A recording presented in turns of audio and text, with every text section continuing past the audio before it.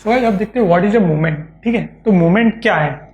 So movement तो एक particularly हमने बेसिक ओवरव्यू समझ लिया कि मूवमेंट क्या है, बट मूवमेंट में क्या होता है मैंने जैसे आपको बताया लीगली क्या मूवमेंट होता है और उसके लिए क्या क्या चाहिए, वेरी इंपॉर्टेंट थिंग। तो उसको अकॉर्डिंगली हमने क्या डिवाइड किया है पॉइंट वाइज। हमारे सिलेबस में भी हमें ऐसे बताया गया, तो वही चीज मैं आपको इन डिटेल यहाँ पर बताऊंगा। और इसका एक बहुत बड़ा रीजन इन डिटेल बताने का यह है कि ये क्वेश्चन अलग से भी आपको आ सकता है एग्जाम में, व्हाट इज अ मूवमेंट। ठीक है, सो यू कैन एक्सप्लेन। तो इसके लिए हम लोग इसे पॉइंट वाइज नंबर वाइज करेंगे so that you can easily answer that question what is a movement.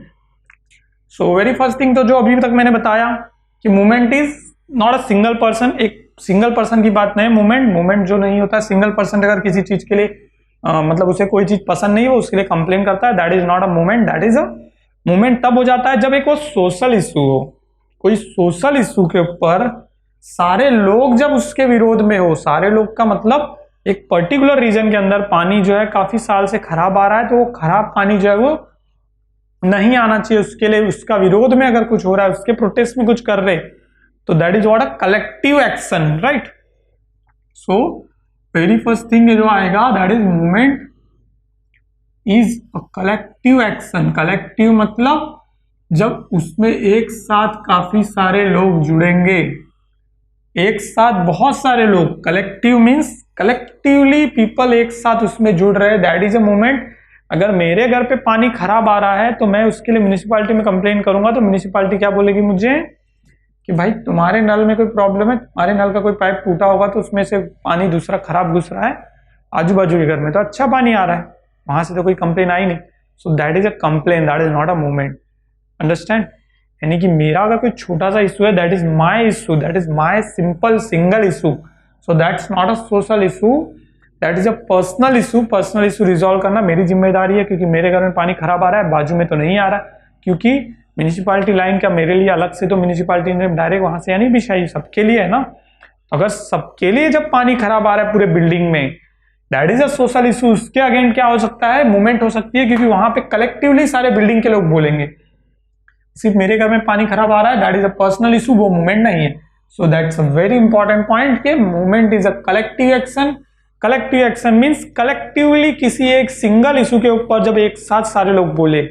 ऐसा भी नहीं होना चाहिए कि कलेक्टिवली तो लोग आ गए, मतलब पूरे 50 लोग मैंने जमा कर लिए, 50 लोग कलेक्टिवली मेरे साथ आ रहे हैं, लेकिन इशू जो है सबका अलग अलग है। सबको, किसी के यहाँ गैस बाटला नहीं आ रहा है, किसी के यहाँ पानी खराब आ रहा है, किसी के यहाँ पानी आ ही नहीं रहा है। सो वो कलेक्टिव एक्शन नहीं है। Collective action for a particular issue, it means single particular issue, एक पर्टिकुलर इशू के लिए कलेक्टिव एक्शन लिया जाए, that is the movement. Okay, and now second one is peoples come together in the interest of a particular issue. उस particular issue, particular जो problem है उसके लिए क्या है, पीपल्स जो है, जो कि लोग है, वो सामने आने चाहिए, साथ में आने चाहिए। So people come together. अब इसमें यहां पर पीपल्स कम टुगेदर, जैसे सेकेंड पॉइंट मैं यहां पे ले लेता हूं, पीपल्स कम टुगेदर।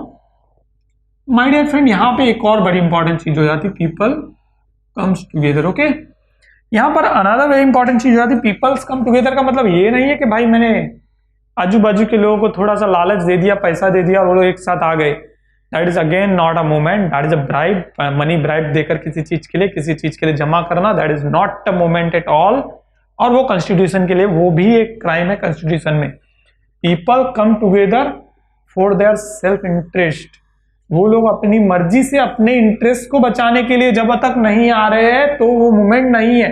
अगर वो लोग अपनी मर्जी से, people come together for their self interest, ठीक है, अपनी मर्जी से एक पर्टिकुलर मतलब पर्टिकुलर सिंगल इशू के ऊपर सारे लोग एक साथ आ रहे विद देयर ओन इंटरेस्ट, अगर अपने खुद के इंटरेस्ट से जब लोग जमा हो रहे हैं, that is the movement. Okay, तो हमें यह भी ध्यान देना है कि मूवमेंट में कलेक्टिव एक्शन भी होना चाहिए, और कलेक्टिव एक्शन में जो पीपल साथ में आ रहे हैं वो क्या होने चाहिए, उनके ओन इंटरेस्ट में आने चाहिए। मतलब people comes together with their own interest. Okay, with their own interest. So that another very important point for this. Now we'll see third one. What is third? That is social objective. अभी तक मैंने देखा collective action होना चाहिए, public साथ मतलब लोग साथ में आने चाहिए, ये हमने देखा people come together with their own interest, ये भी हमने देखा कि people come together with their own interest, उनके खुद के इंटरेस्ट में साथ में आना चाहिए। अब थर्ड वन हमें क्या बोलता है कि एक सोशल ऑब्जेक्टिव होना चाहिए। ऐसा नहीं ना, मैंने जैसे आपको यहाँ पे शुरू में बता दिया, पब्लिक सब मतलब बहुत सारे लोग साथ में तो आ रहे लेकिन उन सबका ऑब्जेक्टिव अलग अलग है, तो that is not a movement. ये मैंने आपको बताया ना, मूवमेंट कब होगा, जब लोग साथ में आ रहे लेकिन उनका क्या है, ऑब्जेक्टिव भी एक ही है, मतलब एक पर्टिकुलर इश्यू के लिए जब साथ में आ रहे हैं, दैट इज अ मूवमेंट, मतलब social objective. So every movement has a particular social issue, और उस पर्टिकुलर सोशल इशू को रिजॉल्व कराना, that is a important part of that movement. So particular objective होता है, तब उस ऑब्जेक्टिव के लिए जब एक साथ सारे लोग काम करेंगे, दैट इज अ मूवमेंट। जैसे हम लोग बिजनेस में देखते हैं ना, बिजनेस क्या है, एक कलेक्टिव एक्शन है। कलेक्टिव एक्शन में जब लोग अपने खुद के इंटरेस्ट से एक पर्टिकुलर ऑब्जेक्टिव को अचीव करने के लिए कर रहे, दैट इज बिजनेस। और वही चीज जब इशू बन गई, किसी पर्टिकुलर प्रॉब्लम के रिलेटेड हो गई, तो that is a social objective वहां पर आ गया, तो वहां पर आ जाता है that is a movement, that is social movement. अगर वो पॉलिटिकल होती तो पॉलिटिकल मूवमेंट। ओके, नाउ हम देखते हैं फोर्थ वन क्या है इसके बाद। सो दैट एवरी मतलब every movement has a leadership, movement का लीडरशिप होनी चाहिए।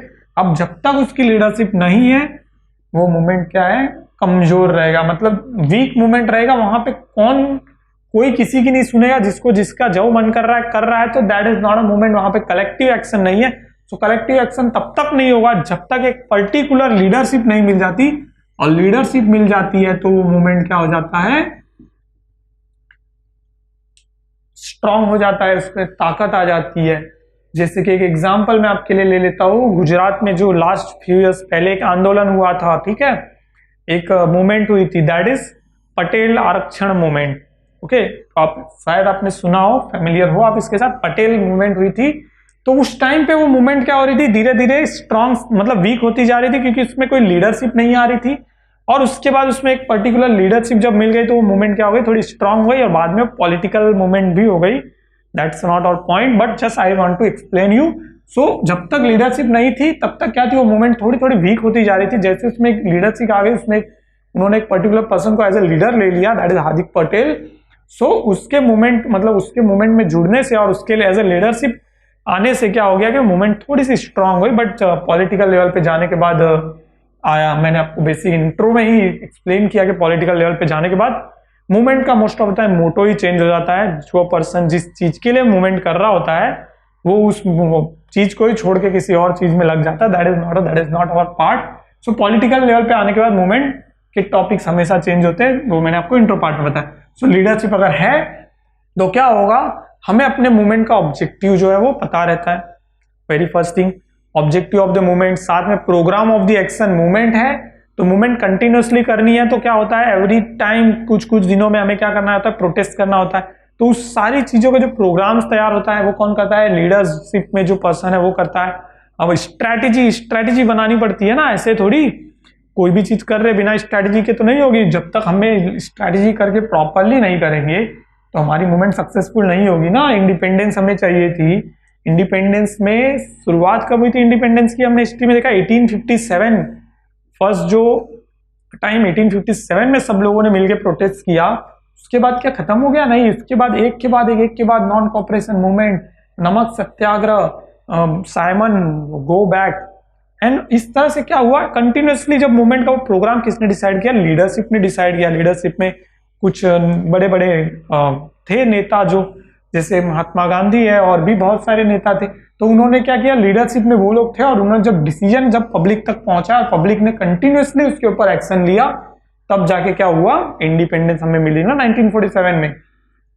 सो लीडरशिप भी इसके लिए बहुत इंपॉर्टेंट रोल प्ले करती है, प्रोग्राम और स्ट्रेटेजी डिसाइड करने के लिए। Then last one is that every movement have organisation. हर मूवमेंट में एक ऑर्गेनाइजेशन होनी भी जरूरी है, क्योंकि क्या होता है, जब तक एक्शन है पीपल का, पब्लिक है, जहां पब्लिक सपोर्ट है, थोड़ा टाइम तक ये सब मिल रहा है। लेकिन अगर ऑर्गेनाइजेशन नहीं है, तो आप पब्लिक तक बात भी नहीं पहुंचा सकते अपनी।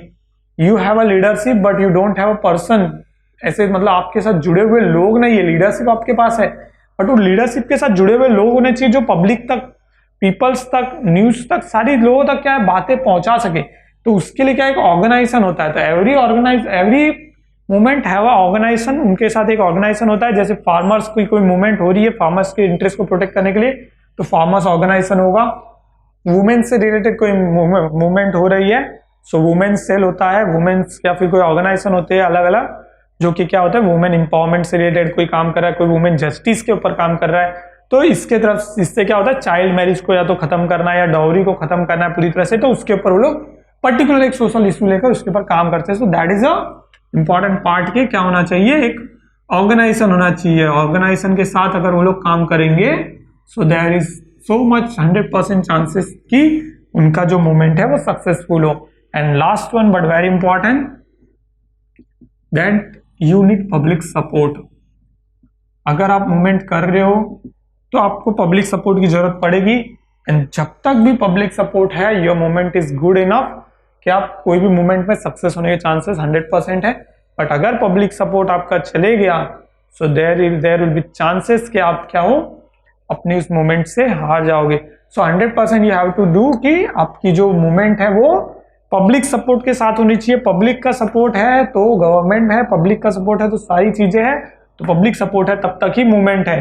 जैसे ही पब्लिक सपोर्ट आपका खत्म हो गया आपकी मूवमेंट भी खत्म हो जाएगी। So you need a public support. जिस तरह से अन्ना हजारे ने जो मूवमेंट किया था जन लोकपाल बिल पास कराने के लिए, तो उनके पास क्या था सबसे बड़ा पब्लिक सपोर्ट था, तो उनकी मूवमेंट क्या हुई सक्सेस हुई। So that is a movement. आप उसके बारे में गूगल पे पढ़ सकते हो, और भी बहुत सारे मूवमेंट्स हैं जिनके रिलेटेड आप गूगल पे इन डिटेल स्टडी कर सकते हो कि क्या क्या मूवमेंट होती है। बहुत सारे मूवमेंट हुई है बिफोर इंडिपेंडेंस भी। इंडिपेंडेंस खुद ही एक बहुत बड़ा मूवमेंट था जो मैंने आपको बताया। उसके अलावा जो नॉन कॉपरेशन मूवमेंट हुई with the leadership of Mahatma Gandhi, जहां पर हमने क्या किया नॉन कॉपरेशन मूवमेंट में इंडियन सिटीजन्स ने क्या किया विदेशी वस्तुओं का बहिष्कार किया। नमक सत्याग्रह जो बहुत फेमस मूवमेंट है फ्रॉम द महात्मा गांधी, जो हम लोगों ने देखा है इन डिटेल में हिस्ट्री पढ़ते टाइम। इसके बाद साइमन गो बैक मूवमेंट, इस तरह से बहुत सारी मूवमेंट हुई है। देन हमें क्या मिली इंडिपेंडेंस मिली। तो इंडिपेंडेंस इज अनदर मूवमेंट जिसमें भी हम लोग सक्सेस हुए। इसके बाद इंडिपेंडेंस के बाद भी बहुत सारी मूवमेंट हुई जहां पर क्या हुआ हमने वुमेन्स एजुकेशन के लिए मूवमेंट हुई, वुमेन्स के बहुत सारे ऑर्गेनाइजेशन ने मिलकर की थी, जहां पे वुमेन एजुकेशन के लिए मूवमेंट हुई है। वुमेन्स इंपावरमेंट से रिलेटेड जैसे चाइल्ड मैरिज होती थी उससे पूरी तरह से एबॉलिश करने के लिए मूवमेंट हुई, बहुत सारी child marriage and then dowry को पूरी तरह से खत्म करने के लिए मूवमेंट हुई, उसके लिए बहुत सारे एक्ट बने। सो उसको पूरी तरह से खत्म करने के लिए उसमें भी रिलेटेड जो मूवमेंट हुए। So that are a very important movement जिन्होंने इंडिया में रोल प्ले किया है, और उससे क्या हुआ चेंजेस आते हैं in the democracy as well as in the system of the government, right. अब हम लोग इन डिटेल में देखते हैं कि what are the important movements in India, right.